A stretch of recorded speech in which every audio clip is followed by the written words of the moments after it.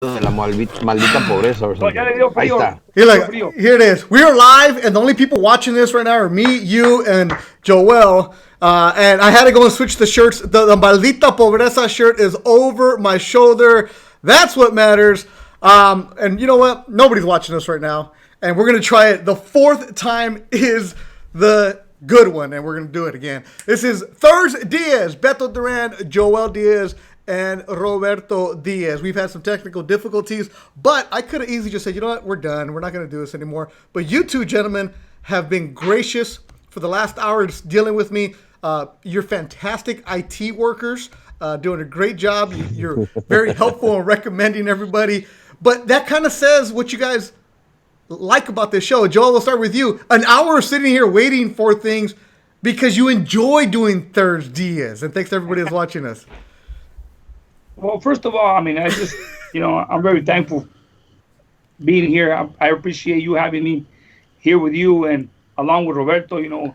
It's great just talking about what we do, talking about great boxing stories, and I know that a lot of people enjoy watching us because, you know, they get to hear a lot of things that they don't know that happen behind the scenes, and stories that happen in Roberto's life, in my life, and it's great, because they get to know us not only they turn on the TV and they see a guy in the corner, guy in a fighter, or a Roberto Diaz who puts on those great fights. He makes those great matches, but he gets to know us in the personal level and the things we go through on a daily basis.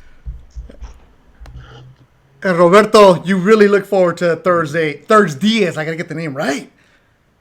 Absolutely. Absolutely, Beto. I mean, the first time you called and invited me on to be with Joel and you, it was like, yeah, cool.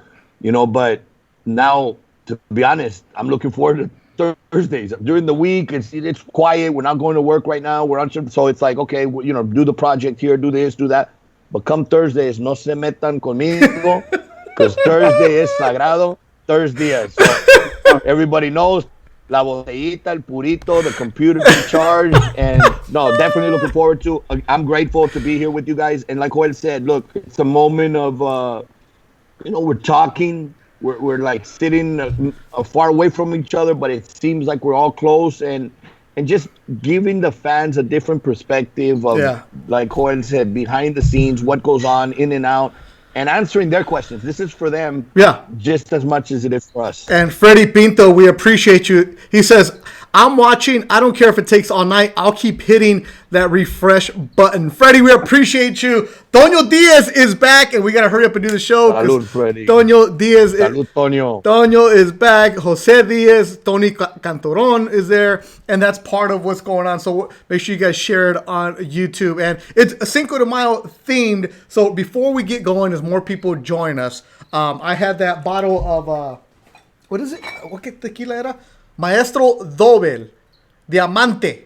Doble Diamante. So It's a good tequila. I actually tried some of that. yeah, I've had it in Guadalajara, and You're gonna have to start the way you started from the beginning.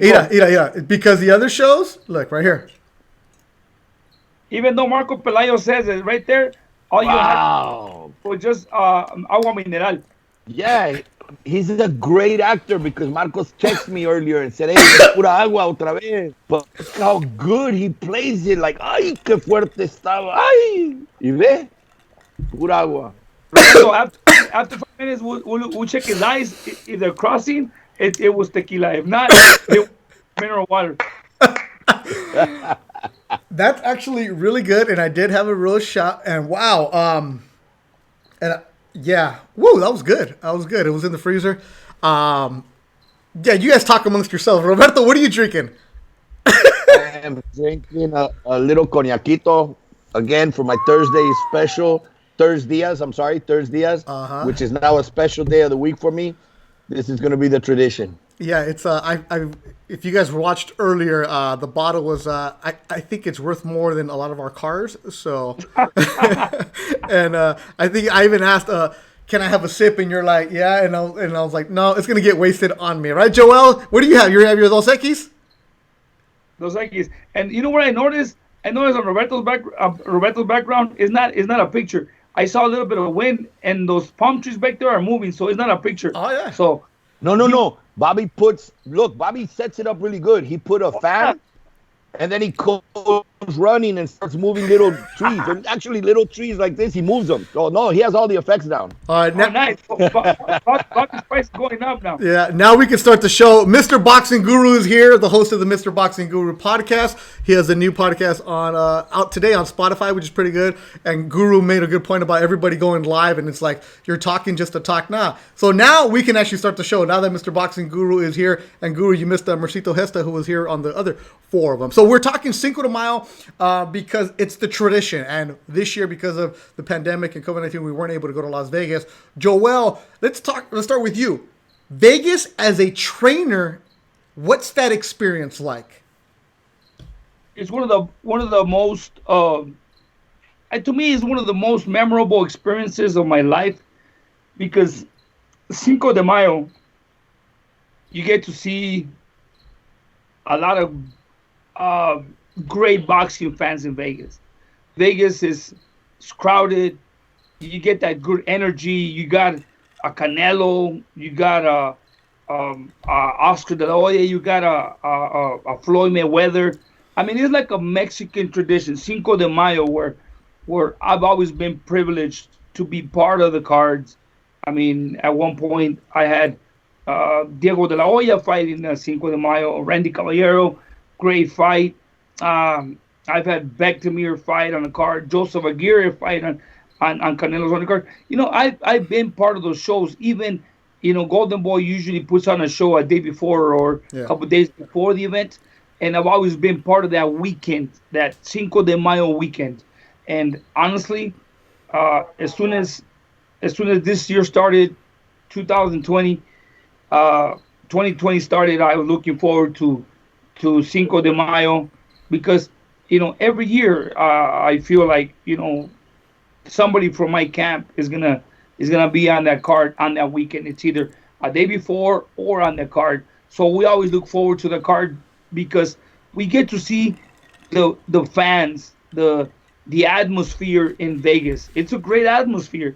One of the best, I mean, for the boxing fans. Yeah, but for a trainer though, everybody's there partying. As a trainer, there's more responsibility, because now there's more people asking you things. There's more people wanting tickets. There's more everything, isn't there? As you take your smoke. It is, but you know what, Beto, we have to manage that. You know, we have to manage that. There's times in which I have 2 fighters on the weekend. There's times in which I have 3 fighters. There's times that I have 1. Usually, you have to learn how to manage that. You know, I know a lot of people want to come around and, you know, tag along, but to me, it's trabajo. I focus more on priorities, and to me, my fighter is my priority. I focus more on my fighter, making sure he's okay and making sure that everything goes well in the fight. Obviously, if there's a little bit of time in between, you know, I can manage with other people, but basically it's just me and my team, honestly. That's the way you got to keep it. Y saludos to Aldahir Gonzalez, who just had a birthday the other day. Roberto, for you as a matchmaker, you know, Thursday, there's usually a fight for Golden Boy, if not Friday the weigh-in, then Saturday the fight. What's your week like in Las Vegas, besides everybody asking you for tickets? Well, it's very special. It's very special, but it is a long week, because we usually arrive either Sunday or very early Monday, because all the fighter and camps are starting to arrive Sunday or Monday. We normally have the grand arrivals Tuesday. You know, workouts or some type of promotion on Wednesday, or the undercard the press conference from the undercard. Then Thursday, the undercard, the show after the press conference, and then Friday, the weigh-in. And so every day has something, and it's a great event. You know, what Cinco de Mayo weekend and Mexican Independence in September have been now the 2 biggest dates of boxing. And coincidence, you know, people from all over, because they're the biggest fight dates and the biggest fights sometimes and the biggest attraction. You know, for Cinco de Mayo itself, Oscar De La Hoya started that tradition. You know, Chavez was fighting in September, Mexican Independence all the time. And once Oscar, you know, took over the dates, he Cinco de Mayo was his, and whether you were there in Vegas or you were doing the carne asada at home, watching it on pay-per-view, it became a tradition and it becomes so strong. But what a lot of people don't understand is, they go there obviously, and that's what they go to enjoy, to watch the fights, to have a great week. For us, it's work, and I'll have a little early dinner or something, hang out for a little bit, and straight to my room because the next day is a long day, and the next day. I'll come Saturday night after the fight. Okay, yeah, let's have some fun. Let's have some, a little drinker here. But it's a long week. By Monday or Tuesday of the next week, I'm exhausted. Normally we stay behind because some of the camps still haven't left, and I'm just 1 week in Vegas. I'm ready to come home. Yeah, it's they're long days for me as a broadcaster, hosting press conference, doing different interviews. It's a long week. I can only imagine what it's like for the staff. Joel, take me through a day of the fight in Las Vegas, because usually for me, my routine is I'll go in the morning because I'll usually do the international broadcast, or I'm doing one of the early broadcasts. I'll go to the gym early, try to get a little sweat, and then have a little breakfast. But you can feel the buzz in the casino as soon as you wake up. Either it's from people who are still out from the night before or people showing up to Las Vegas that morning. There's a buzz. What's it like for you as a trainer? Because you wake up early, but your guy might not be walking till 6, 7 o'clock at night.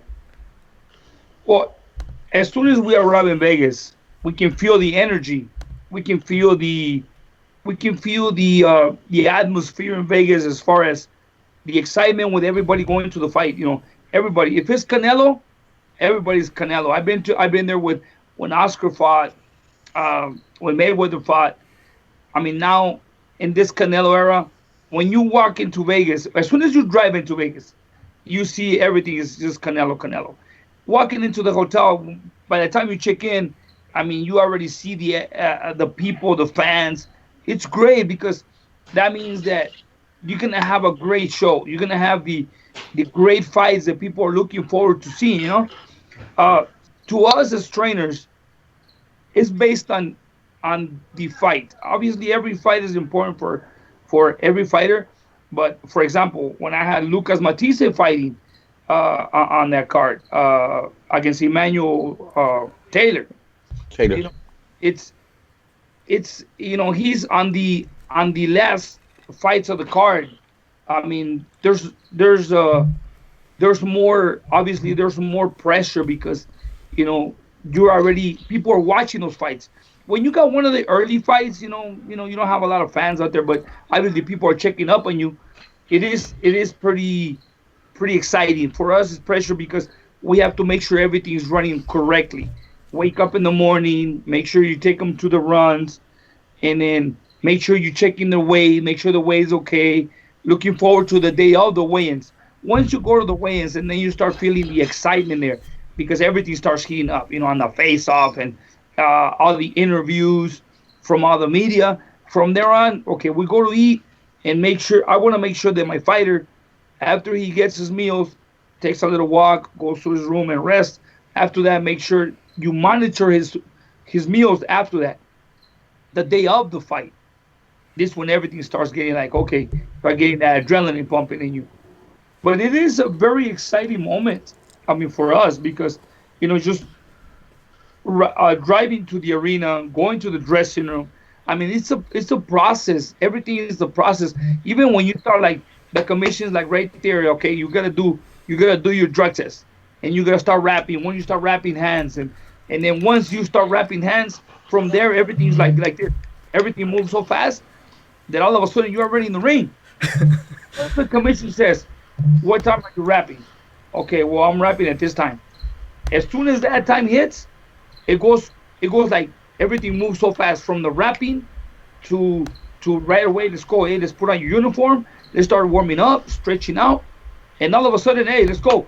You got 5 minutes to walk out, and then that walk from the dressing room to the ring, is just like, oh man, like you just want to get there. At the same time, you get that adrenaline pumping in you. A little nerve-wracking, but once that bell rings in the first round, everything is just that emotion where it's a fight and let's get in there, and you're fighting with your fighter as well. And it's just one of those things that once you feel it, you enjoy it. Yeah. And Joel, this is one of the things I've always tell people: if you've never been to a Vegas fight, it's amazing. But a Mexican Independence Weekend or Cinco de Mayo weekend, and when they play the national anthem, de Mexico, and you're in that building, right, Roby and Joel, when you're in there and you're like, look, the pocho as I am, when that song comes out, I'm up there with my hand. I see, right? You got to. Oh, yeah. There's an energy that is undescribable on Cinco de Mayo weekend, right, Joel? Exactly. And then sometimes, I've seen some of the Mexican artists that sing the national anthem. It makes it more exciting. It gives that Mexican tradition for all these Mexican fans, because honestly, Cinco de Mayo in Vegas is like, these Mexican fans they bring the excitement to the event. Yeah. Honestly, I've seen Pepe Aguilar, and I've seen all these Mexican artists that sing that Mexican national anthem. It's just great. Right, Roberto, that vibe, that energy when they have the anthem playing. Oh, it's spectacular because it's really a coming together party, from all over the world. In most cases, to see the same star, that athlete that's in the main event, or the other kids that are coming up on the co-main event. You try to match up somebody that's gonna, maybe el día de mañana, it's gonna be a passing a torch. So you want to start getting them to be known amongst the fans, and it makes it so very special. To all those fans out there that have never been to a fight, look, the Mecca of boxing, Vegas is the city that never sleeps for a reason. You enjoy so many different things, but you come together for a fight. On fight night, it's an event like no other. And Roberto, okay, now I'm going to ask this question, because Golden Boy has a lot of fighters in your stable. You can only have a certain amount of fights that are the marquee ones on Cinco de Mayo. You have Canelo, and then you may have 3 other ones on the undercard that start after 6, and then you have other ones at 3 o'clock. How do you figure out, as a matchmaker and as a company, who's going to fight Cinco de Mayo weekend? Well, it also falls into who's already fought before the May fights. It's like who's fought January, February, March. Okay, they already got their fights. Who's in line to fight? But it's also who's been performing. It's not just like randomly, hey, let's pick this guy. No, who's been performing? Who's been disciplined? Who's been professional? Who's been somebody that the fans want to see? Or maybe the fans don't know him, but fans, you really got to see this kid. He's special. And you hope, a lot of times it's luck that you made the right pick or selected him. And so far, it's been good. That's why we do that card a day or two before, because you could only put so many fights on a big event. So many deserve that opportunity too. So you want to bring them in. There's fighters that fight at, like Joel said, at 2 o'clock in the afternoon. The arena is not that full and there's only a few people. Sometimes it's just his family or his fan base. But the reason they're there is to give them the exposure of fighting in Vegas, fighting in the big event, being at the weigh-in amongst the big champions and everything. So when they come one day and they headline, it's not a shock. It's not a stage fright. It's not. They've been there, done that. They're ready for it. Really? I thought about that because usually I'm the one broadcasting the fights at 3 o'clock. And it's been a couple times where, you had Virgil Ortiz fighting at 3 o'clock one time. Hey, Mayweather fought at 3 o'clock one time. So I never thought about that. You want to give these young kids that you have a lot of talent the exposure to Vegas. That way they get used to it, right? So they're not like deer in headlights when it does come time. Is that part of the reason? Exactly. It's all the process of growing.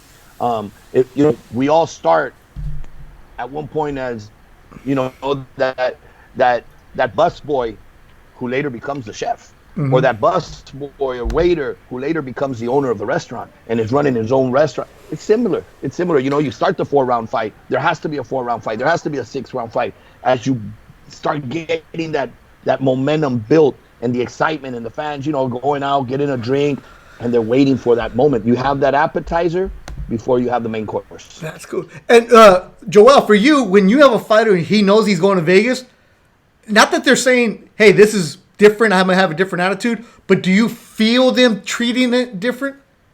Of course. I think every fighter steps up to the level of opposition and the level of venue. I've always seen my fighters like, I mean, if you tell a fighter, hey, you're gonna fight at a ballroom, I mean, they'll train for that specific ballroom. But if you're gonna fight in an arena like a Canelo Alvarez, an undercard of a Canelo or that type of event is different. And I'm gonna tell you one thing. How I know Roberto Diaz knows his job. He has, I mean, him and I, and we go back to how I know Roberto and how I know how he makes his job. That's why Roberto Diaz is one of the best matchmakers in the boxing business, because there's times in which I'm like, he makes, after I hang up the phone with him, I'm thinking like, it's true. There's times in which Roberto, I mean, with Golden Boy, I train fighters, Golden Boy fighters that are not Mexican fighters. And Roberto called me, goes, hey, Joel, I got this kid fight on the undercard of Canelo. Great. And he gives me the opponent, and then he goes, no. I don't want this guy to fight a Mexican fighter because that's Cinco de Mayo, a lot of Mexican fans again. So he tries to put things together where his fighter, not being Mexican, is going to get the attention. If he fights a Mexican opponent, it's like, and I go, okay, he thinks about all that stuff. He puts things together where his fighter is going to be well taken care of and he's going to get the proper attention. And it's true. Cinco de Mayo, it's for Mexican fighters, Mexican fans to go and enjoy a great night of boxing. And if you have a fighter that is not Mexican fighting a Mexican fighter, obviously you're going to have a little bit more attention for the Mexican fighter, even though he's an opponent. You know what I'm saying? So you're absolutely right. And one of the, I'll give you a couple of examples. One was with Joel. We went back, the first one, it was when Ryan Garcia fought on the undercard in New York of Canelo. And management and everybody said, hey, get us a tough Mexican opponent, because right away in the ring, the Mexican coming out with Mexican music, they might not know, whether he's the opponent or who Ryan is at the time, but it's like they're automatically going to go with their countrymen. So now you're going to split that audience. Which fight was this, Robert? Which fight? Ryan Garcia on the Canelo undercard fielding in New York. So I told management, look, let's go with a Puerto Rican, let's go with a Dominicano, let's go with somebody other than Mexican, so that at least Ryan can win over some of these Mexican fans that don't know him yet. Mexicans really from south of the border, not the Mexican American people from the U.S. So that's one of example. And then the recent example was we recently signed a young kid that Joel trains, who's a beast, Beck, the bully. Yeah. And he fought on the Canelo Kovalev undercard. And we looked for an opponent. We had a couple opponents, and they were very solid opponents. I mean, this kid's on a fast track. He's not taking shortcuts. He only has 5 fights. He's already ranked in the top 15 in the world, already has a WBA regional belt, or international belt, I'm sorry. And I didn't want him to fight a Mexican because I wanted the Mexicans to fall in love with him. He has the style that the Mexicans are going to fall in love with. Number one, his body, his knockout punch, his punch is the body, that's what's more Mexican than the body shot. But they're open, and Joel, the confidence and trust he's had in me, and we spoke with management and said, hey, I got an idea. Can he put on a Mexican sombrero? Joel brought it from home, had it. And then the song, I went over to him and Joel and the manager, and I said, hey guys, can we come out with El Papá de los Pollitos and ta ta ta ta ta ta, and then we mixed it so he has his song by the time he enters the ring, but the beginning is Quítense, que aquí ven, háganse un lado because soy El Papá de los Pollitos. And they accepted it, and he won over a lot of fans. Yeah. Where if he would have been fighting a Mexican opponent that night, we're going to split them because regardless, they're going to be loyal to their countrymen. So it does take, I mean, not all times can you do it that way. Yeah. But when you can in place, you try to, so that the attention goes to where you want it to go, or hope that it goes that way. Those nights and those events, which you just described, that's the marketing side of it. Now I see it where Ryan Garcia, he's not liked by a lot of the Mexicans in Mexico because it's like, who's this kid? But if you have him fighting a tough Mexican, they're going to be like, no, we're going to go for our guy. So I see where you're going with this. It's have him beat up a Puerto Rican because all the Mexicans are going to hate the Puerto Rican, right? So it's that. So that's how deep you got to think. There's already that rivalry.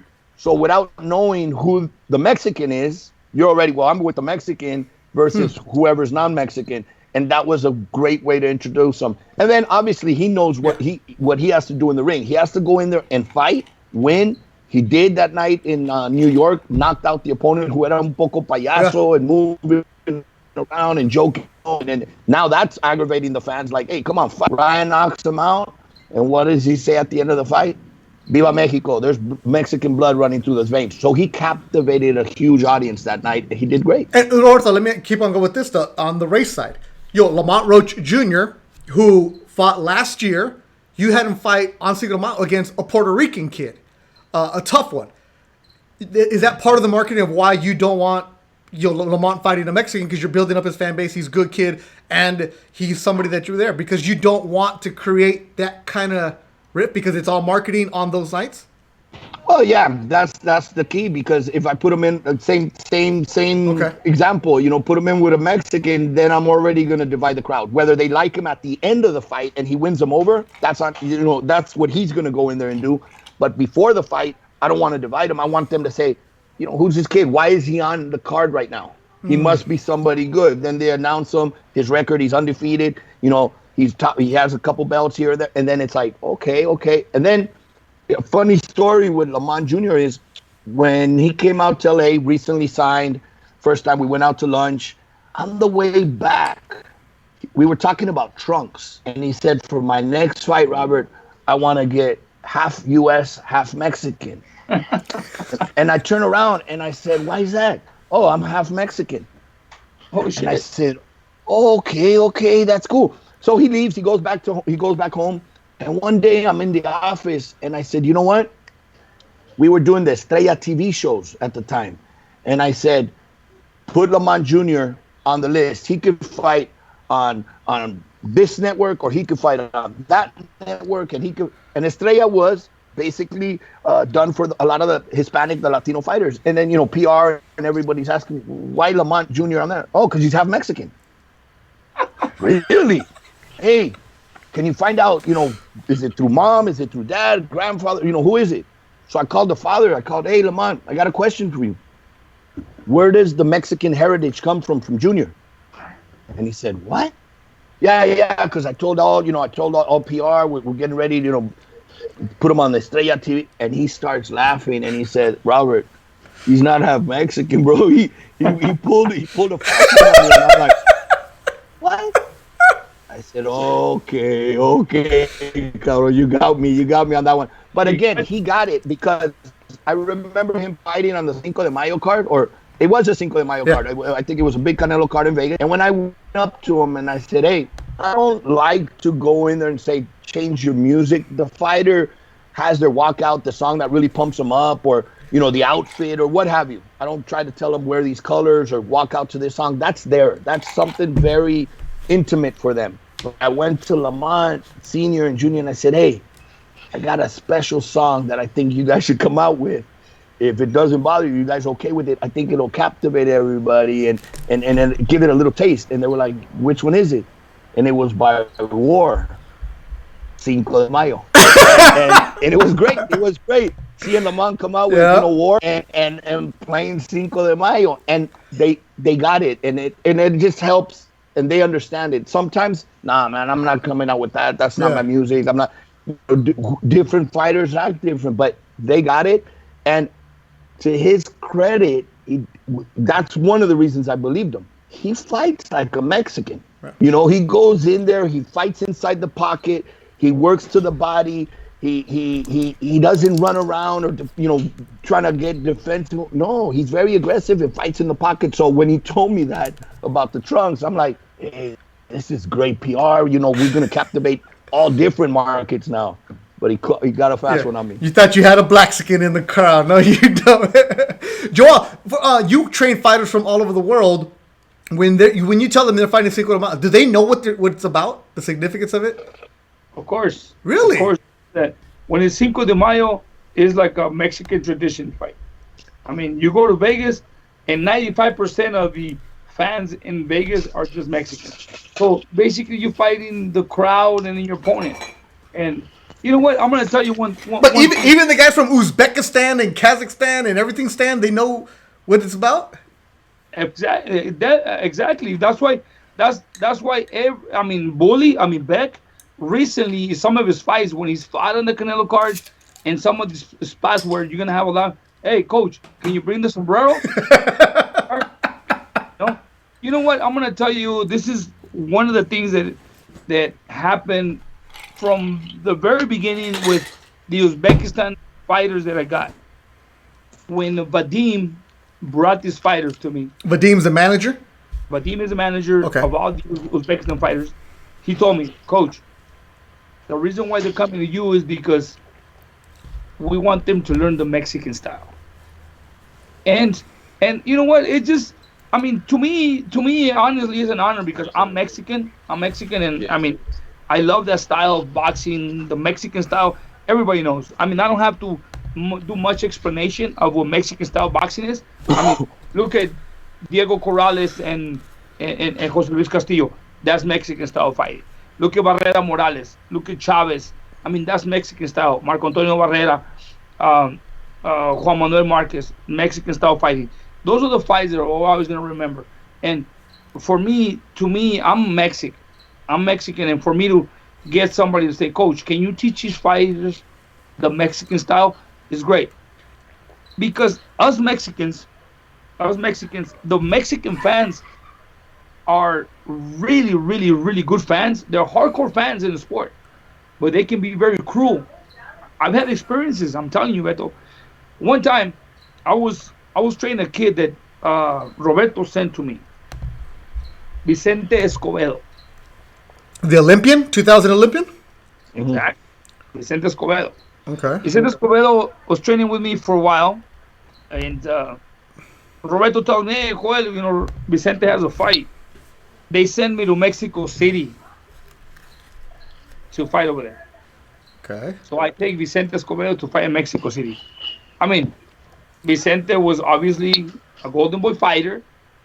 I thought I was going to get all the special treatment because he's Golden Boy fighter, he's Mexican, but he's not really Mexican. Yeah, he's Sacramento. Exactamente. He's from Sacramento. He represented the U.S. team in the Olympics and whatnot. I mean, we get to the venue, Beto. We got 4 chairs in the corner. It's a private event. As soon as they announce him and they say Vicente Escobedo from Sacramento represented the U.S., people are like, boo. And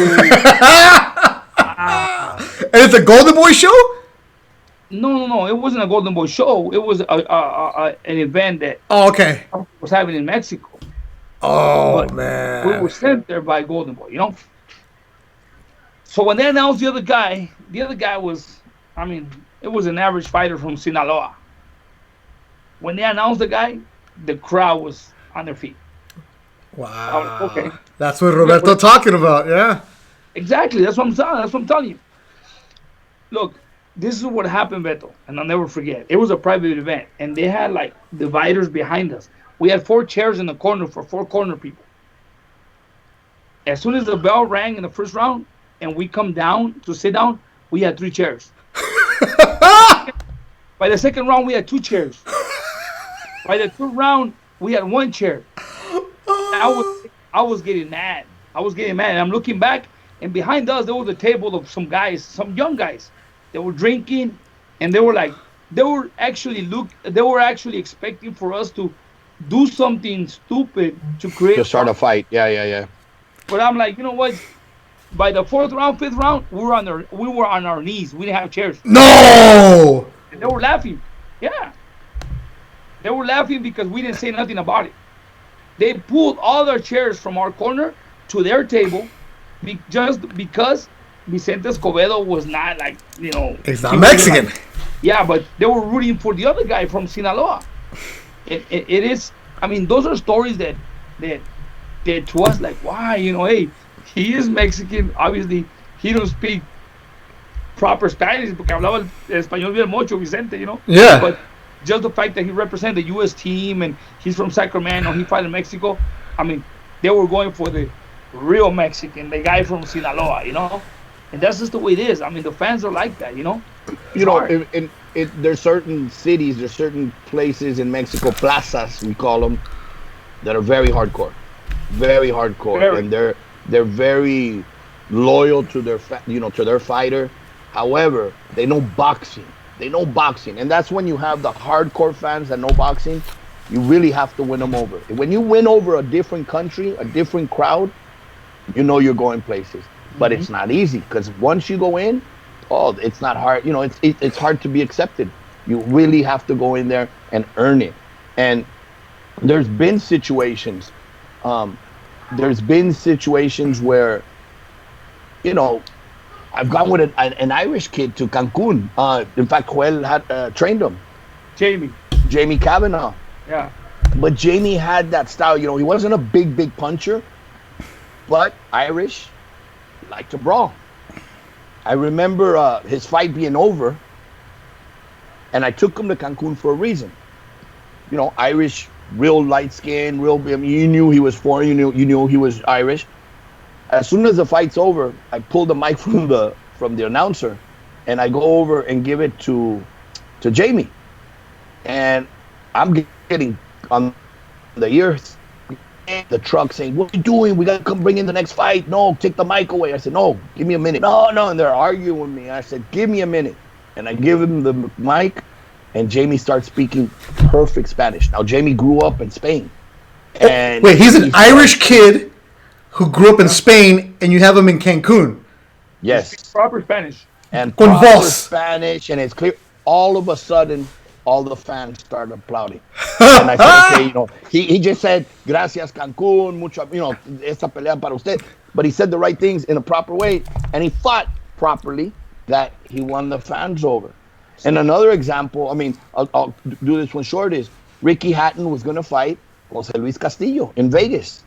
And Ricky was known in Manchester as the Mexican man, the Manchester Mexican, because he fought and brawled like a Mexican.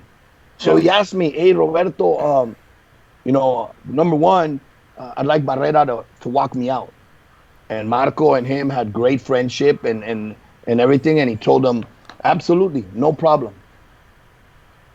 And then Ricky said, "Do you think the Mexicans will get offended if I put a poncho and a Mexican hat?" And I said, "No, not at all." Mm-hmm. You know why, Ricky? Because you fight like a Mexican. So they're going to love you. You're going to die. Even though you're fighting a Mexican, and one of the biggest heroes, which today is his anniversary from the Corrales fight, I said no. And sure enough, he walked in the ring with Barrera. He walked in the ring with Wayne Rooney, the soccer player. He fought Jose Luis Castillo, knocked him out.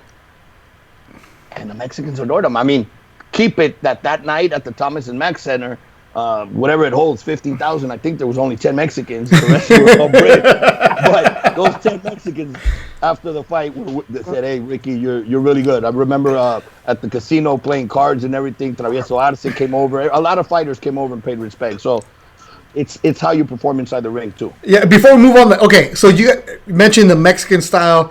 You know, Gennady Golovkin is the one who kind of made it cool with a Mexican style. And Gennady, my theory is the reason the Mexicans like him is because a lot of those people who like him were the anti-Canelo guys. Because people who don't like Canelo, let me go root for Gennady. Like Mr. Boxing Guru, who made up the Mexicans for Golovkin's shirts, right? Because it was cool. But then you see the people who like it, those are the ones that are railing against Canelo all the time. Anyways, the majority of them. But anyways, the fact that Gennady spoke no English, no Spanish, but he had a couple of words.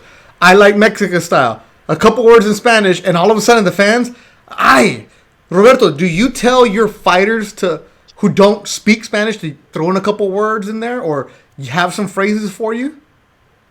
Absolutely, you try. I mean, to every fighter at every level. I mean, I remember telling once Canelo, "Hey, say Happy Mother's Day" or something like that. You know, it's in English. With the fighters that don't speak Spanish, you try to throw in a couple words so that tension in the crowd realizes, hey, he's giving us love too. He's recognizing us, and that's important. And it's important for the fighters too to grow that fan base. Look, boxing is a world sport, and real fans, once they get out of the beginning fan where you're diehard my guy, and you become in love with not just your fighter but the sport in general, then you don't care where they're coming from, where they're raised or born, or what they speak, as long as they speak in the ring boxing. With Triple G, they did a great job marketing wise. If Triple G goes his whole career as Gennady Golovkin, he wouldn't have been as big, regardless of what he was doing in the ring. Triple G, that was a great, whoever came up with that was amazing. That was great, because now it's simple. It simplifies for the people that can't pronounce his name. I fight Mexican style. That was a great one too, because in a way, yeah, he came forward, he got the knockout, he looked for it. So he won fans over by giving Mexican, which by the way happens to be one of the biggest fan bases there is in boxing. I'm not saying the biggest, but one of the biggest. I mean, it's been recorded that you go to Texas and you get 50,000 people in the arenas, if not more, So a lot of the fan base, look, in Mexico, it's soccer or boxing. For many years, it's been like that. In other countries, you have so much more that in the U.S. alone, football, basketball, baseball, you have it in Mexico, but it's not as big. I mean, I remember Sábado Noches de Box and everything many, many years ago, de la Arena Coliseo, Joel. It was always a tradition, boxing. It stopped for a little while when they pushed soccer, but then it came back a few years back, and it's been boxing. Now you have two networks in Mexico. Well, you had Televisa and Azteca showing boxing every weekend, so it's something we grew up with. Joel, when a trainer comes up to you and says, I want to learn or teach my guy Mexican style, what does that mean? Mexican style, look, a lot of European fighters, they're very technical. They're technicians, They're boxers. They like to fight outside. They like to move, They got that great footwork. Mexican style is like, let's go fight. Just come forward and exchange on the inside. Look for that body shot, like that Chavez style type of fight, Look for that liver shot. And, it's like that full all action type of fight. That kind of style that people look forward to seeing. A great fight. I know a lot of people, a lot of boxers nowadays, they're like more into the technical style. And yes, it's great, you win fights. But obviously, you're not gonna generate a lot of fan base, You gotta give in a little bit to receive more. And you have to give in by sacrificing a little bit more and getting in there and exchanging those fights. Like I mentioned earlier, a lot of these boxing fans, especially the Mexican fans, they want to see those fights we used to see before. Corrales, Castillo, Barrera Morales, Chavez, Juan Manuel Marquez, that type of Mexican style type of fight. Those fights are always going to be remembered, and it's understandable why a lot of these European fighters, and I'm telling you this, I train some of these fighters nowadays that don't speak English, and obviously don't speak Spanish. But if you go to my gym right now and you see the board, I have a board where I usually put up a workout. Every day I have a Spanish word and then translates into English. All these Uzbekistan fighters, Ruslan, a fighter that is signed with Golden Boy, Ruslan Madiev, yeah. This kid, every day I come to the gym, and he goes, ¿Cómo estás? Muy bien, ¿y tú? Muy bien, gracias. That's it. So, it's been weeks where he tells me he wants to learn. So, every day I come to the gym and I put a word like, quiero agua, and then I go, give me water. Like, I translate things. So, every day he comes and he's learning Spanish and English. Right now in my board, there's probably like 10 words or 10 phrases that go from Spanish to English. So he's learning not only English, but Spanish, because he wants to learn. Like the other day, I come to the gym and I go, hey, Ruslan, ¿cómo estás? And he tells me, aquí viviendo el sueño. You know? So sooner or later, Beto, that kid, when everything, God willing, everything goes back to normal, we go to fight, that kid, I know he has in mind one day saying something in Spanish, not in English. All right. Spanish. Why? Because he's not only gonna bring some of the fans from outside. He wants to bring a lot of his Mexican fans into his career. Smart. That's the reason why every day, I'm telling you. But are you teaching them bad words too? No, I try not to. Once in a That while, they'll learn that on their own. I'm telling you, they learned that on their own, like Marcelino did. You know, Marcelino learned the hard way. Yeah. So Marcelino Lopez and Oscar Duarte one day just both of them cuss at me in English. I was happy that they learned some English. I'm like, those are words you don't even know right there. Yeah, but I mean, Marcelino is a kid that is very naive. Yeah. And when he fought, like I tell you, when he fought Michael Mikey Perez. Mike Perez, the artist. we're going to the fight. We're going up the escalator, and some fan says, "Hey, Marcelino, good luck today." And he goes, "Fuck you, man." And hey, What?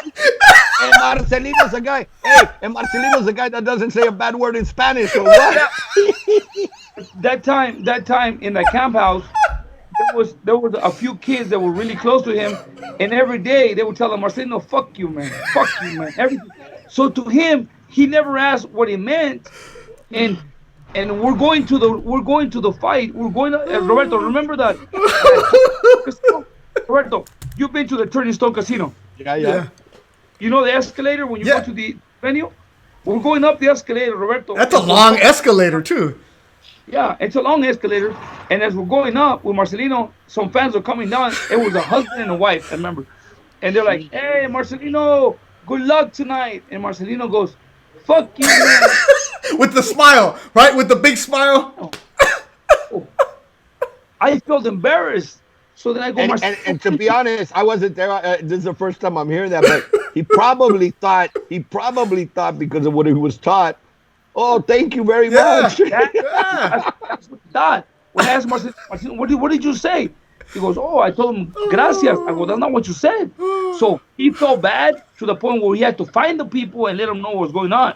But it's because some of these guys in camp, they mess around so much that, they just play with him, but they don't explain to him what it means. Yeah. Roberto. That reminds me, you guys remember the movie Cheech and Chong where Cheech shows Chong some Spanish words and he says, "Hey, pendejos, how you doing?" And it almost got him in trouble. So it shows you. Roberto, the Japanese fight trainer in Mexico City, Sendai Tanaka. He told me, what does he say? He speaks 3 languages. He was Barrera's trainer, right? He was Barrera's mittman for many years. He was his mittman. Great trainer. He trains many fighters now in Japan. Yeah. But he would speak. We would always joke around that he spoke 4 languages actually, and it was English, Spanish, Japanese, and pendejada.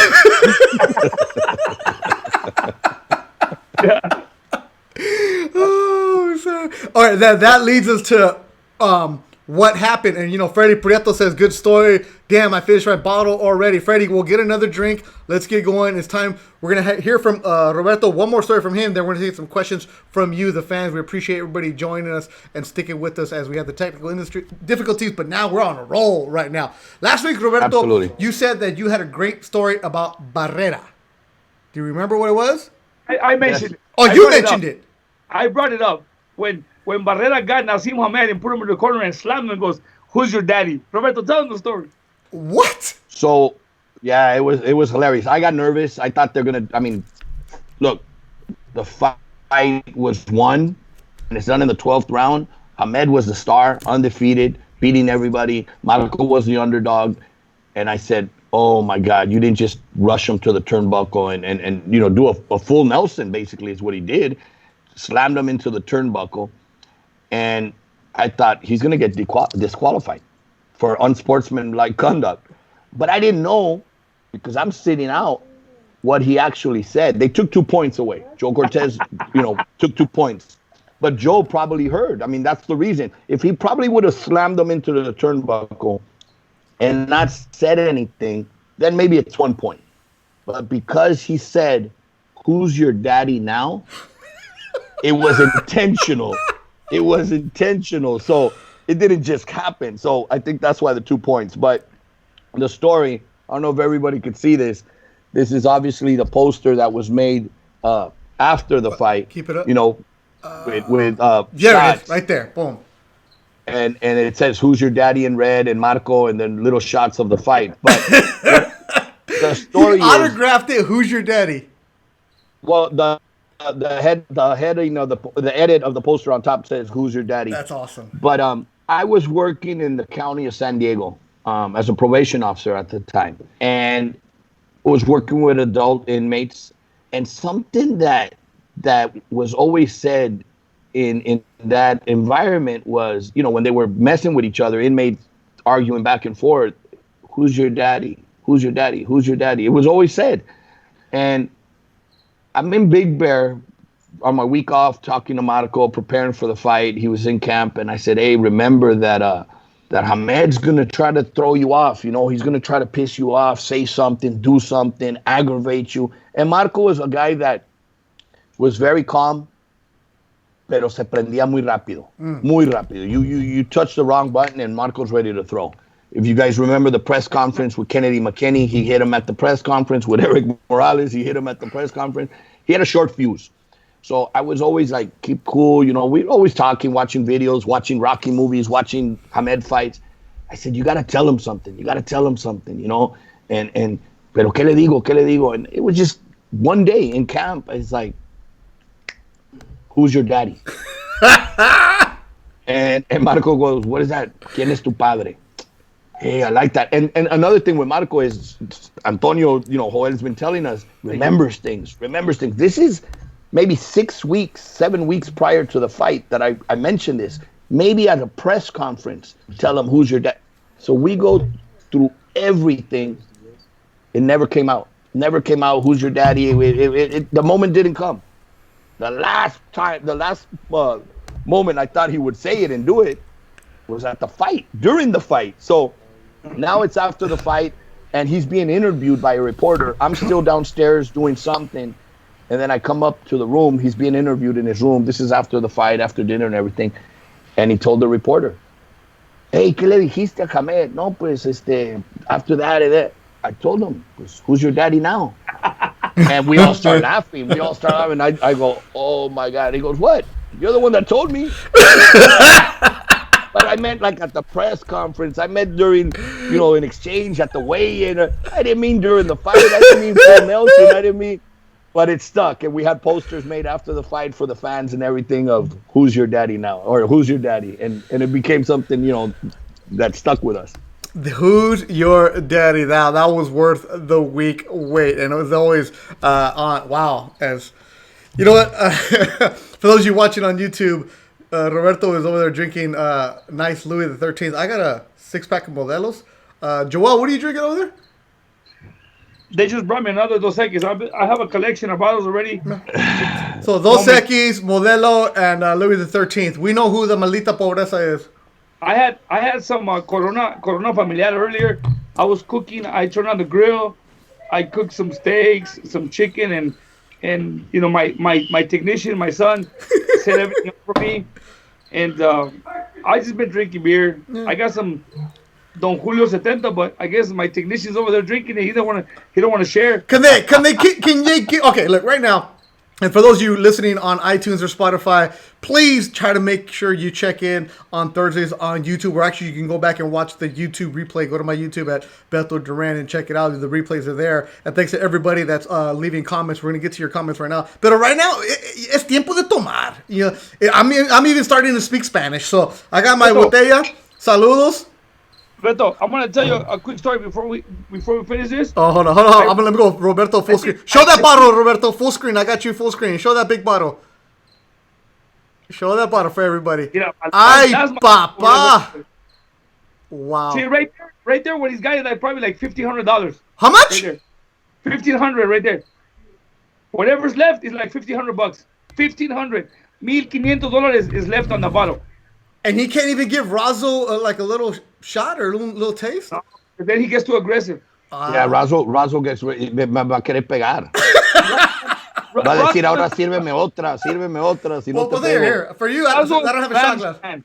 Razo's a Rams fan. Él con una bala y tiene. Let him win the Super Bowl, le regalo una.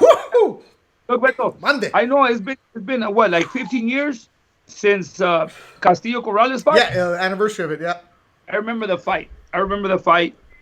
We were watching it at I think it was at one of my aunt's house. My brothers were there. We had a couple friends. The fight starts. Diego Corrales was a really good friend of ours. A really good friend of Antonio's. One time, I was at the gym by myself. Him and Shane Mosley, they pull up to the gym. They were just driving around. So they come to the gym and they're hanging out right there. Just him and Shane Mosley and Chico Corrales.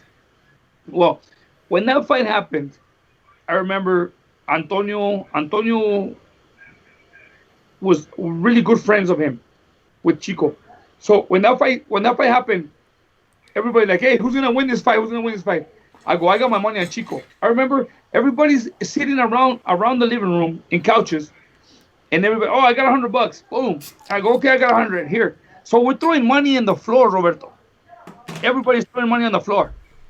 Okay, I got 50. Okay, boom, my man. Okay, 20. Okay, here it goes. Boom. So we're just throwing money. The fight starts, Roberto. And then Diego Corrales gets dropped. Like, oh man. Hey, you're done, dude. Everybody was against me. I remember that day. I was the only one. I think me and Antonio were the only ones going for Chico. Everybody else was for Corrales. For Castillo. For Castillo. Okay. For Castillo, yeah. So then all of a sudden, like, he gets dropped, and everybody like, oh, I think you're done. You want to bet another 20? Okay, man. Another 20? Yeah, boom. So we kept throwing money on the floor, Roberto. I remember. He gets dropped again. Yeah, like, same round. I'm not going to get up. So like, hey, you're done. And everybody's celebrating, Roberto. And I don't know, for some reason I had that feeling where, hey, dude, you're done. And he gets up again, Roberto. He went down like 2-3 times, no? Two times, yeah. In that round, in the last round, he went down twice. Okay, so every time he went down, Roberto, everybody's like screaming and celebrating because the money was there already. And I'm like, even in the last time he got dropped, everybody like, you're done? You're done? I go, no.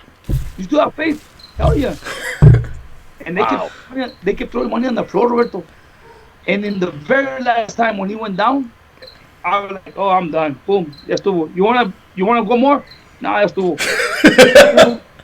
Things stopped, Roberto. And Chico just stopped Castillo. Oh man, that was the greatest moment of my life. Like, I got up and I picked up everything, Roberto. I even said, hey, does anybody have a broom?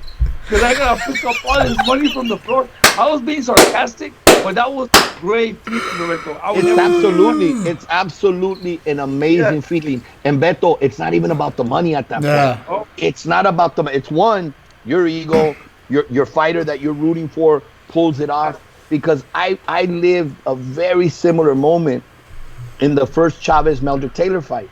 You know, Chavez was everybody's hero. He was our hero.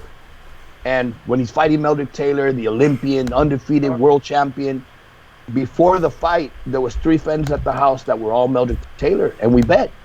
And it wasn't a lot of money, but I bet all 3 of them. Julio's losing the fight.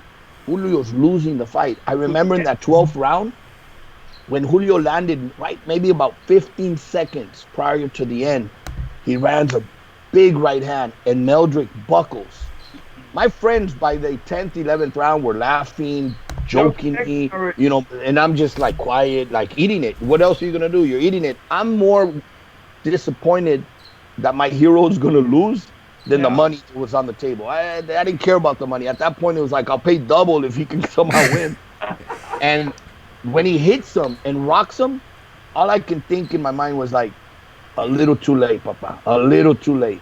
And then when he dropped him, oh my God, it all of a sudden like, hold on, can you extend the clock a little bit? One more. And then they stopped it. I remember dropping to my knees and laughing because now these three guys were so quiet.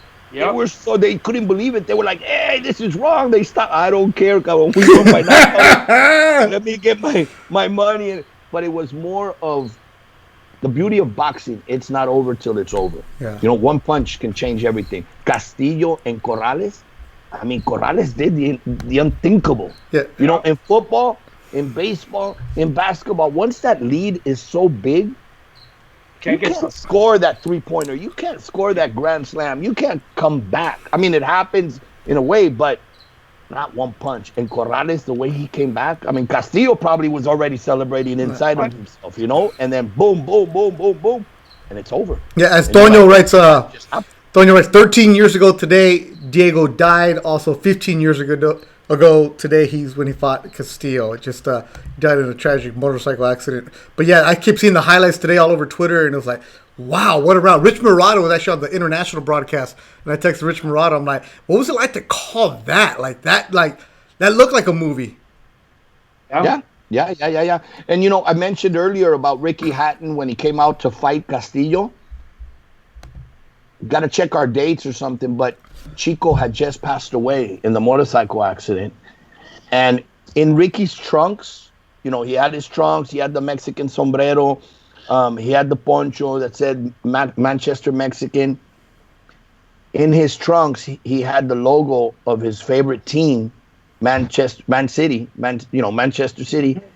But he also had the word Chico sewn into the trunks as respect for Chico, who had just passed away. Wow. That's sport of boxing is all about respect, Beto. Everybody, every fighter around the world, regardless of what level of a fighter you are, there's much respect once you step into the ring. And I think Diego Corrales, Jose Luis Castillo is going to be one of the fights there I will never ever forget for the rest of my life. Absolutely, and you're right, because I don't know of any other sport that when that bell rings for the first, you know, the bell rings in the first round, the fight starts. Your intention is to hurt your opponent, to knock him out, to beat him. But at the end of the fight, and you see it almost in every fight, what's the first thing they do? They embrace each other. Yeah. You know, after giving it all, I was talking a couple days ago about Mickey Ward and Arturo Gatti, 30 rounds of blood, sweat, and tears.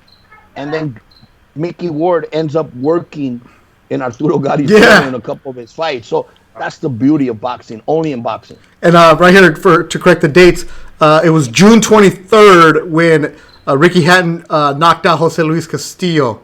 So a month afterwards. When he knocked him out. And that's why he had Chico on the trunks. Yeah, exactly. And Toño Diaz, of course. I'm telling you, Toño is our researcher deluxe. I'm glad he was able to stay awake past 10 o'clock. It was June 23rd, 2007 when he knocked out Castillo. So we appreciate that. So if you guys have any questions, start typing them in right now. And right now, I'm going to go and tell my own Vegas Cinco de Mayo story. So the first fight I ever did in Las Vegas, it was my third fight ever. I was auditioning for Golden Boy, and I was doing the international broadcast. They're like, if you could do well in the international broadcast, that's when Golden Boy was on Fox. So because Barry Tompkins was the voice, but Barry had a bunch of conflicts. So they're like, hey, maybe we need somebody just in case. So the first one I ever did was Canelo Angulo in Las Vegas. And just like you guys were talking about Pepe Aguilar, I'm standing there. I had done 2 international fights before that, but the Vegas one, I'm like, wow, what the hell? I've been there to cover fights, but in the media section way back there. Now I'm the actual ring. So I'm sitting there and I hear Mexicanos al grito, and I'm so scared because I can't fuck up, because if I don't do well, then I'm not going to get hired to do the Fox shows. So I'm like, I have all my notes, I kept my head down, and then all of a sudden I look up, I'm like, that's Pepe Aguilar. I was so out of it, I wasn't paying attention to him. I was just worried on boxing. Aguilar points at me, and I know he pointed at me because I was next to the person with the bell. So he pointed at the person with the bell. So I pretended that he was pointing at me, and he's saying it. And then he gets done, and he walks by, and he taps me on the shoulder, and I stand up. I didn't realize that Pepe Aguilar is like 6'5". Guy's a Very monster. Tall. Huge. Yeah, he's very tall. All right, so I was like, cool, I did that. And I'm like, this is one of the coolest things ever. I've never wanted a picture of me ever working anywhere, but I wish I had a picture of me there that day. That would have been like just cool. I've been everywhere else I take a picture except for that day. I was just like, man, no problem. But the one fight, and it happened on this day, and I'm going to self-promote myself, Canelo knocked out Khan.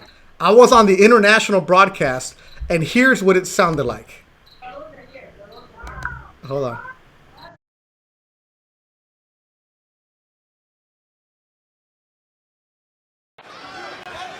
Tricky style. Oh, and Canelo drops Amir Khan. A big shot landed by the Mexican fighter. And it is over. A one shot from Canelo Alvarez dropped Amir Khan and knocked him out. Knocked him out. The people at home watching can hear it. Canelo knocking out Khan. The reason I want to get to that is, yeah, they're different in weight, but to see one punch knock somebody out, Roberto, that moment, for all the things you've seen in boxing, how crazy was that? It was exciting. That's what fans want to see. They want to see knockouts. They want to see something explosive. You know, it's one thing to see a very technical fight, and diehard fans can really appreciate the technique and a technical fight going the distance. But in the majority, I mean, knockouts excite people. And if you remember that fight, Khan was winning the first rounds with speed. And you know, a lot of the times, that's the kryptonite for Mexican fighters, the speed. Sometimes fighters don't even want to throw because if I throw and miss, I'm going to get tagged 2 or 3 times. But Canelo was setting it up. And that's something that's a beauty to watch, that art, because Canelo sets traps. And as he feinted, he came up where they thought he was going to go to the body. He covered the body shot, and here he changes it halfway there and hits him to the top and knocks him out. It was explosive. But then again, back to what we were talking about, how the human part kicks in. If you remember, after that knockout, that Khan looked, you know, it looked bad for a minute or two, you know, while he was down there and hurt. Canelo was the first one that dropped to his knees to make sure, hey, is he okay? Yeah. And that's the beauty of the sport, because at the end of the day, it's a sport. Yeah. Well, it was a crazy night. It was the anniversary of that today, 2016. All right, time for questions. This question comes for Joel Diaz, and it comes from our man, the Green Eye Bandit, Cesar Melgoza. Joel, can you share one of your favorite memories of Chico Corrales outside of the ring? Yes, I can tell you one of the memories of Chico Corrales was when he was going to fight Robert Garcia for the IBF. I will never forget that story with this guy. Diego Corrales was training in Coachella, getting ready for the IBF title against Robert Garcia. Okay, and he was actually sparring a kid from Blythe, Vasquez. And this kid has some ugly Cleto Reyes gloves. Ugly, I mean, really old. And during sparring, Chico gets a cut under the eye. It was a week before the fight, actually. Oh. And Antonio knows. Antonio's watching it. Yeah, he already wrote when he got cut. Antonio, this kid from Blythe, Vasquez. David. I think his name was David. Because he sparred with Barrera once in Big Bear. David Vasquez was sparring Diego Corrales. And I remember when, before the end of the sparring, David has some ugly, old, really hard gloves. And he cut Diego under the eye. He cut him, and it swelled up pretty bad. It was a week before the fight. So Diego gets out of the ring. He's really mad. And he's like, we couldn't stop him. And I remember I went up to him and I said, "Hey, Diego, you'll be fine." It wasn't a deep cut, but the skin was cracked, but the swelling made it look bad, like Joel Diaz cut, Okay. similar. So then we took off his gloves, and he was staying at his country club, and I go, "You know what? Just go rest. You'll be fine." So he's mad because his stepfather at the time was part of his team, and he's mad at everybody. And I remember I told him, "Hey, we can fix your problem. Don't worry." How? This is not something you can fix from one day to the next. And I said, "Diego, I think I can do it." It happened My on dad- Monday. Yes, it was a Monday, and I remember I told him, "I think I know who can help you." My dad, you know what? My dad has been a person that he's always been there, helping me, helps my fighters, and you know what? I think this is a time to say it, but my dad has always been a person that knows a lot. He's very knowledgeable as far as injuries. If you hurt your ankles, your wrists, your elbows, your shoulders, my dad will fix you in one day. My dad will fix you. Wow. Quick. El curandero. Yeah, my dad knows. I mean, he knows that medicine, that home style medicine. All right. Okay? So I told him, "Hey, Diego, let me call my dad." So I called my dad and I told my dad what happened. He goes, "Oh, mijo, don't worry. Let me go see him." So I went to my house. I went to my mom's house, my dad's house, picked up my dad, and took him to Diego's place. And my dad checked him out and he goes, "Oh, mijo, don't worry. He'll be fine for tomorrow." And I go, "Man, that looks pretty bad." And then I told Diego, "Hey, Diego, my dad says that by tomorrow you'll be fine." But he's still mad. He's still skeptical about it. I remember my dad went home. He got some sea salt. He got some things he got. Whatever he got, I don't know what it was. He comes to Diego's apartment, and then he gets some water and some sea salt and whatever, and he puts it on that cut and the swelling, and then he puts some gauze over it, and he goes, "I'll come back tomorrow morning." I remember my dad called me, "Hey, whenever you're ready in the morning, come pick me up. We're gonna go to the boxer's house." So I went, picked up my dad, and we go to Diego Corrales' apartment.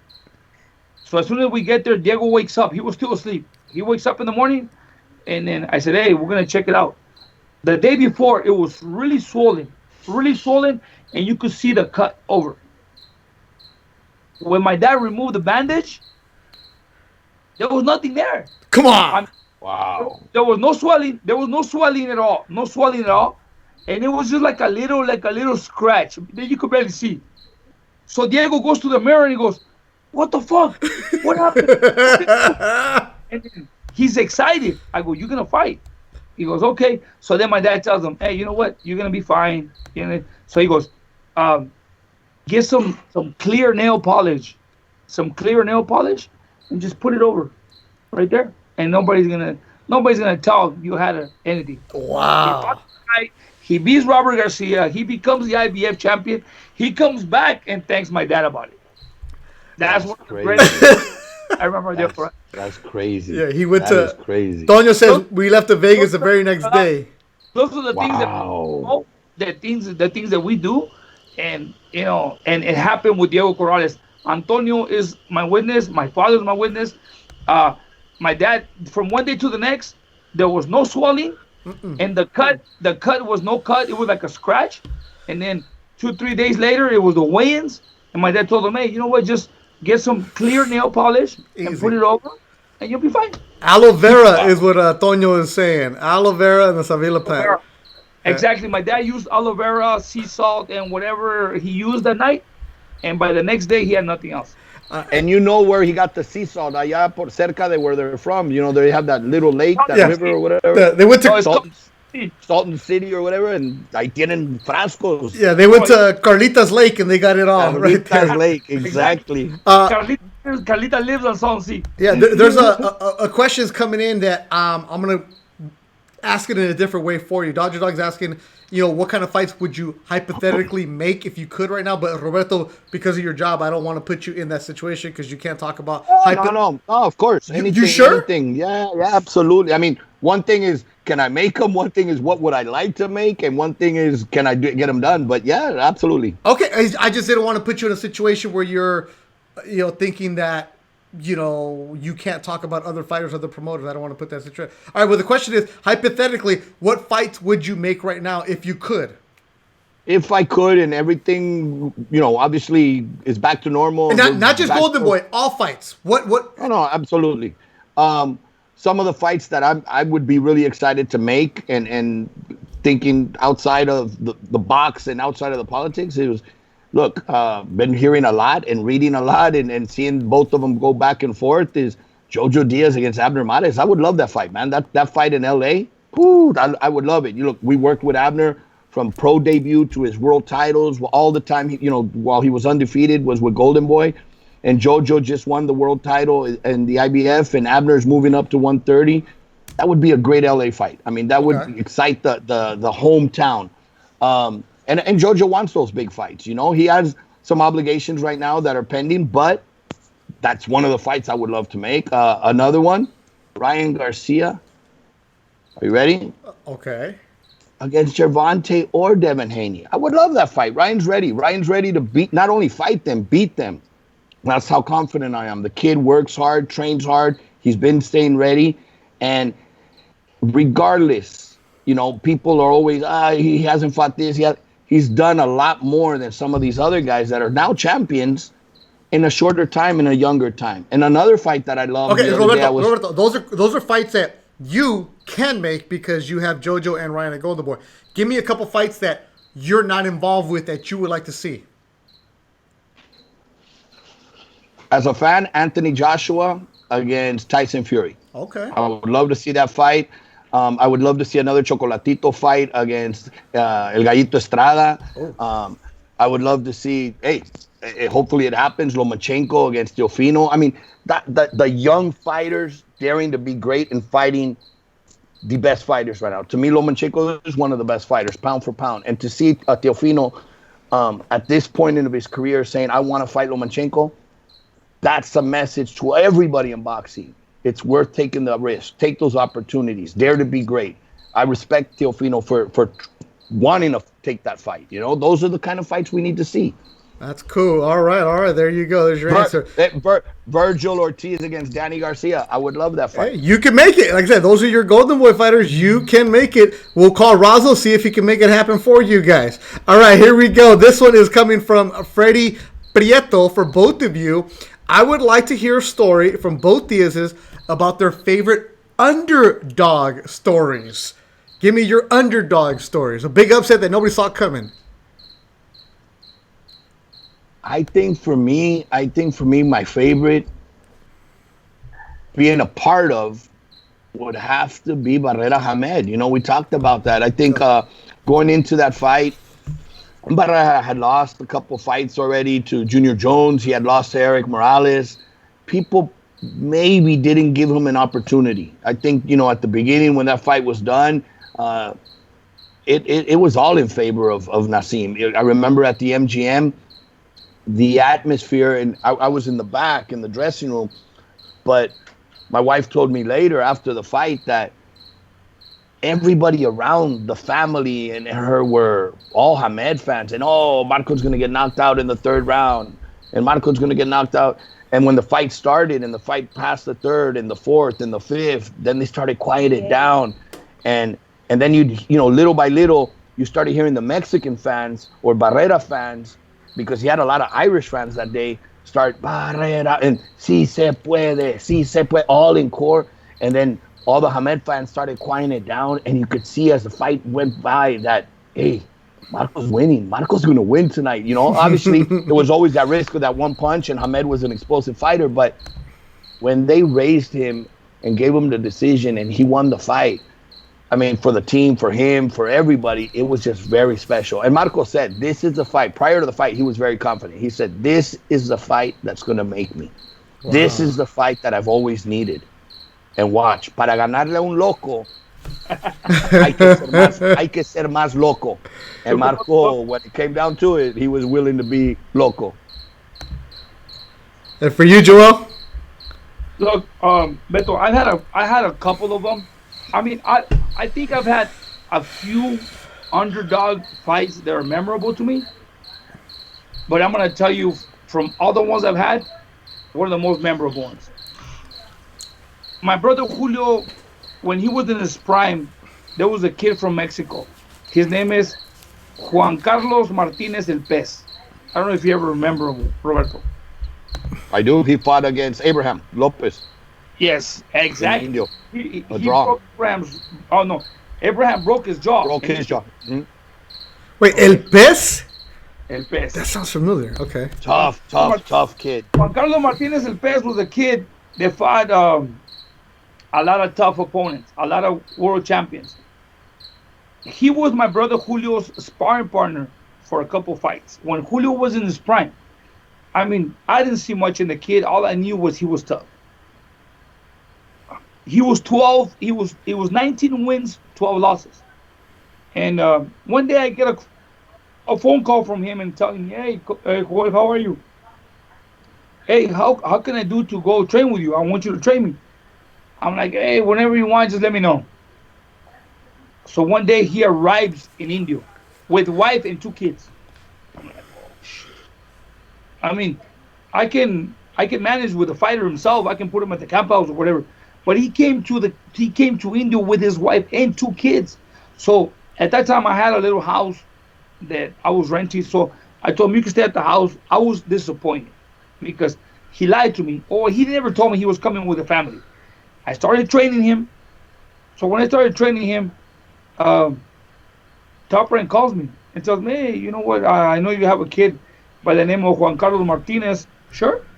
At that time, I was training Bradley for Marquez. And Top Rank had a fight in Vegas a week before the Marquez Bradley fight. But back in May, it was like at the end of May when Manny Pacquiao was fighting Brandon Rios. So I said, "Okay, I'll take the fight, no problem." So I told this kid, "Hey, you know what? We're gonna take this fight. They're giving us Alejandro Perez, El Alacran. Let's go for it." All right. So I prepared the kid, and I told Brad Goodman, "I'll take the fight, no problem." I trained Martinez really well. We put in a good plan. So for the weigh-ins, I couldn't go because I was training Bradley. So I sent my other brother, not Antonio. Yeah, that fight was at a Texas Station in Las Vegas, March of 2014. Yes. So I said, "Okay." I told my brother Jesus, go. Jesus and somebody else went to the weigh-ins. Everything was great. The weigh-ins were good. So I remember I drove with one of my friends to Vegas on Saturday early for the fight. When I get to the venue, Brad Goodman comes around and he tells me, "Hey, how you doing?" "All right." "What are you doing here?" "Oh, I got a fighter fighting tonight." "Who?" "Juan Carlos Martinez." "Oh, yeah. That's the kid that's fighting Alejandro Perez." I go, "Yeah." He says, "Yeah, Alejandro Perez is fighting for a world title in May on the Pacquiao." And I said, "He's not." And Brad Goodman tells me, honestly, Roberto, he tells me, "Don't tell me that." And I said, "Brad, I'm not here just to come collect the check." And he goes, "Hey, Joel, please don't tell me that shit." I go, "Look, I didn't drive from India to Vegas for nothing." What? He goes, "Please." So then all of a sudden, what's the matchmaker for Top Rank? What's his name? Bruce Trampler? Yeah. Bruce Trampler comes around and Brad Goodman tells him, "Hey, Diaz is here." "What is he doing?" "He's with Martinez. And he says that Perez is not going to win." And he goes, "Are you serious? Isn't he training Bradley for his next fight?"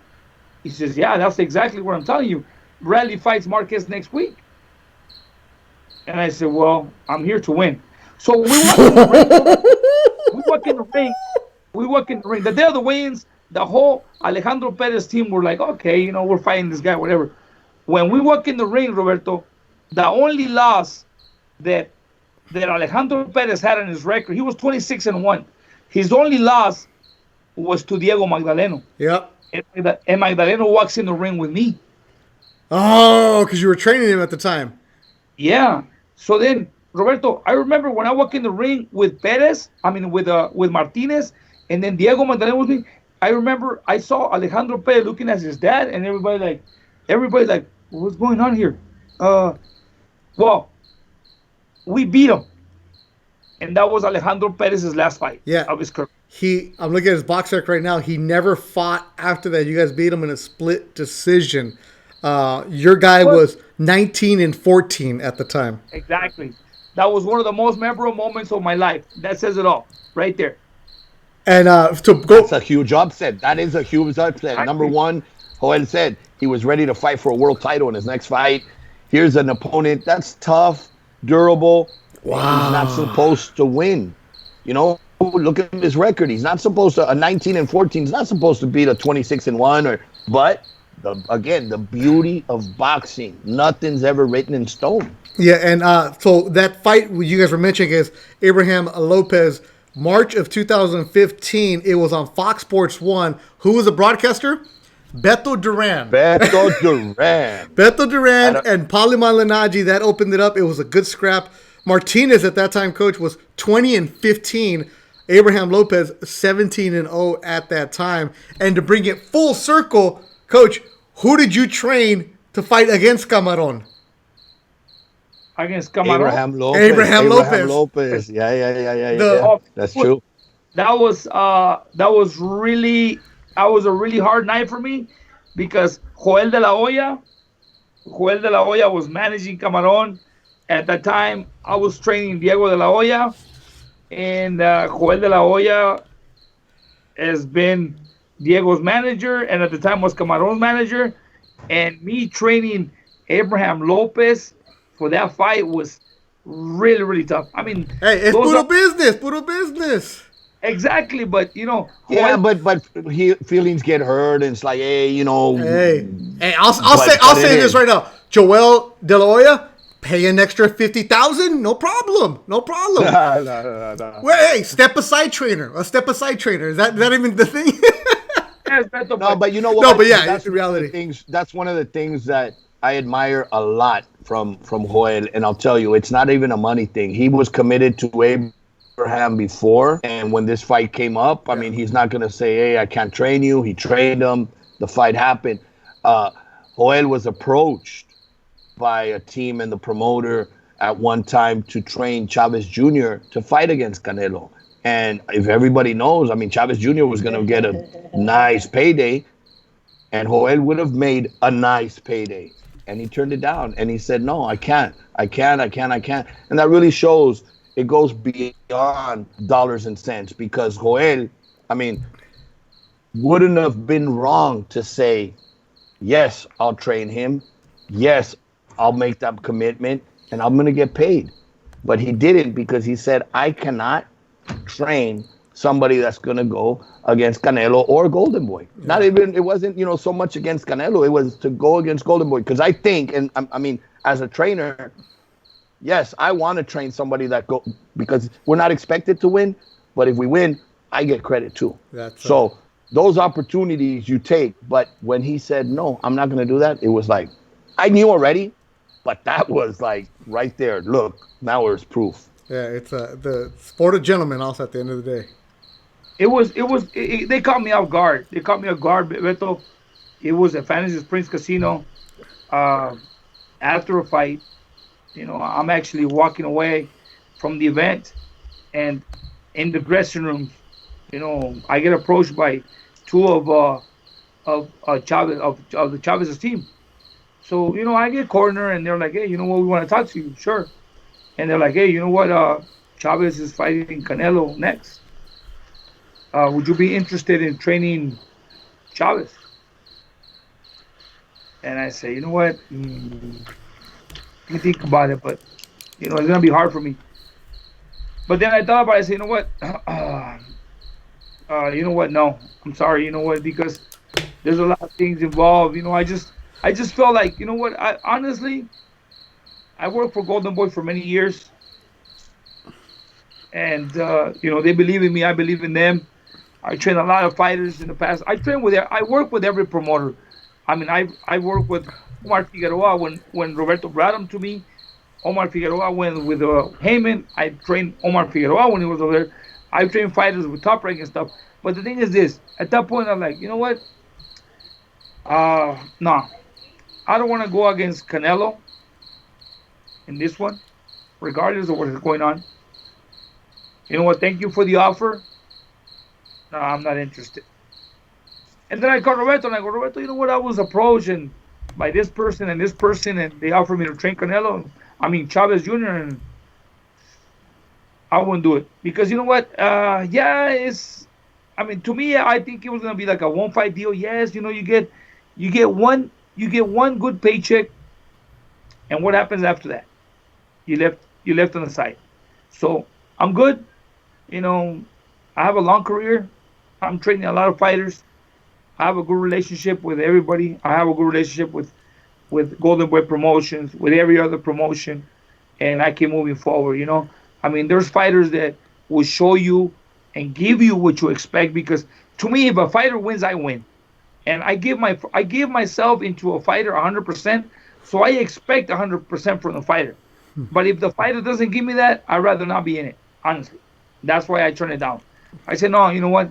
I want fighters that give me the same percentage of dedication that I give them in return. And if they're not going to give it to me, I'd rather not be in it. Yeah. And that's very rare, Beto. That's very rare because look, in this sport, it's all about the business and the money and hey, that paycheck. That's why there's others lined up to take those opportunities. And look, that's not a knock on them. It's business. They got to feed their families. They got to pay their expenses. But that told me a lot. It showed me. I mean, I already knew because Joel and I have known each other for many years. But that was like, wow. This showed who Joel really was to me. Yeah, the maldita pobreza is more than just a T-shirt. It's a saying. It's a lifestyle. It's awesome. And I think we'll wrap it up right there because it kind of shows the dedication you guys have for everything. Thanks to everybody who participated in the comments. We got a lot of questions in. And all of you that were being little smartasses and traviesos, I saw those comments too. Marco Pelayo. Yeah, we know that Chavez would have got lost to Coachella. And congratulations to Marco Pelayo. He's having a quarantine baby. He's going to have a boy. He's going to name him Pio, I think is going to be the name. Pio Pelayo is going to be the name of his young new boy. So congratulations to you, Marco Pelayo. And Javier Razo continues to have Razo's Cantina. One of these days, he'll be making a fight. So get ready. So we'll be talking soon. Beto, real quick, before we leave, before we cut off, I wanted to let the fans know how boxing is so different. Real quick, I'll keep it short. No, go for it. We got plenty of time. Oh, and you know this story, but imagine the Super Bowl. Imagine the World Series. Imagine the World Cup. And that star player, the quarterback, that fourth bat, or the top scorer getting injured the day of the big game. And imagine the team, the coach, telling somebody in the audience, hey, can you fill in? It doesn't happen anywhere else, right? It can't. I mean, that's like a movie. Impossible. That's a dream. Maybe in a dream, you woke up, you're sleeping, you're dreaming, hey, I got called in from the audience to go be the quarterback and we won the Super Bowl, right? Yeah, right. No chance. So I'm at a fight. Coincidentally, it's Fantasy Springs. Barrera's going to do an exhibition. One of the fights on that card that night was a world title fight with a Puerto Rican kid and a Mexican kid. The Mexican kid, Montiel, got paralysis the day of the fight. What? The fight fell out. 1999. It was December. In the attendance, in the ring, he went in to watch the fight himself because he thought maybe one day I can fight the winner of this fight and fight for the world title. And the kid's name is Isidro El Chino Garcia. What? Well, when this fight of Montiel and Carita fell apart, the promoters went over to Chino and said, hey, can you step in and fight tonight against Carita? Come on! And the guy's like, no, what do you mean step in? I don't have trunks. I haven't been preparing. I mean, I've been in shape because, I want to fight whoever wins, but I'm not in fight. Well, back then, maybe it wasn't so difficult. Obviously, you didn't have all the battery of exams and everything. They loaned him trunks. They loaned him a mouthpiece. They loaned him everything.